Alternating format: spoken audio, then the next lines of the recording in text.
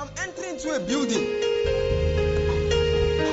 I'm entering into a building. This looks like an upstairs building. Who owns this upstairs?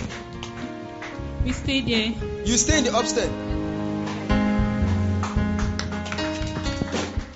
Hello dear viewers, I'm Ike Nassin Zelibi, Senior Pastor of Voice of Healing Prophetic Missions, and you're welcome to our Sunday encounter. We are still on our series Prosperity Unveiled, and we are still on the episode Starting Your Own Business. And by the grace of God, in today's episode, we are going to continue from the last principle we explained, and we are going to go deeper on this topic, and I trust God that you're going to get blessed. Consistency is the secret behind breakthrough, and as you continually practice these principles, you find out that you begin to find expression in your business. Last time we talked about discovering your vision.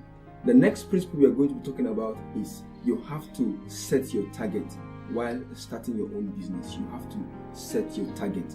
Your target is a powerful instrument for measuring your progress and your accomplishments in business.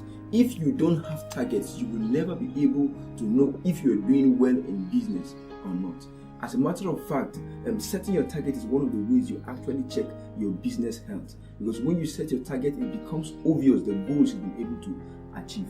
The next point I would like us to consider is the issue of loans. In starting your business, you have to be careful with loans. A lot of businessmen have gone ahead to take loans and they've put themselves under unnecessary pressure. Don't ever take a loan until you've mastered the business you're doing and you're sure that you're able to replicate your success at every time. The next thing I would love us to consider is the issue of investors. Don't be in a hurry to get investors. Until you understand what you're doing in business, I tell you, don't go for investors. You must master that business and know the ups and downs of that business before you ever try to get investors.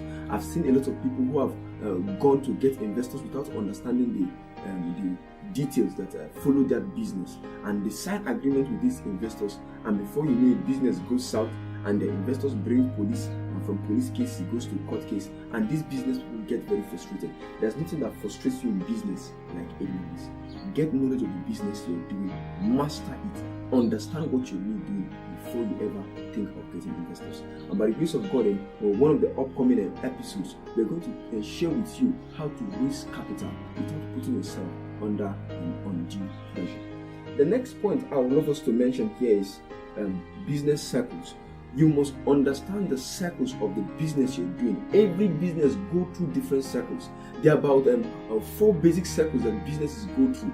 First is the prosperity phase. Then from prosperity phase, there's the recession phase, the depression phase. Then after the depression phase, you now have the recovery phase. I repeat, first is the prosperity phase, you have the recession phase, the depression phase, then you have the recovery phase. Different businesses have different phases they go through. You must understand the phases that your business you're about to do will go through before you get into that business. For instance, I was speaking with a marketer of from Coca-Cola company, and he began to tell me how that once it's Ramadan season, their sales go low because Muslims won't buy Coke in the morning because they're on a fast, and most of the time when they break their fast, you can't break your fast with Coke, they go for fruits. So throughout this Ramadan period, it seemed to be a down period for the Coca-Cola company. You need to understand the different seasons in the business you're doing before you get into the business.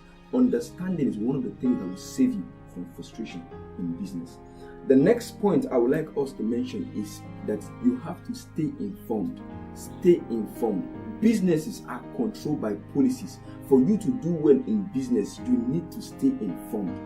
You have to stay. I remember the story of a particular brother who was going into a particular business in transportation, and the government gave a policy banning a particular kind of transport from plying on the road. And this person went and got a lot of these vehicles, and the moment he put them on the street, they were banned. He didn't know that the government had placed a policy against it. So the moment he tried to get into the market, he got frustrated and he had his capital tied down in vehicles that he could not put in the market.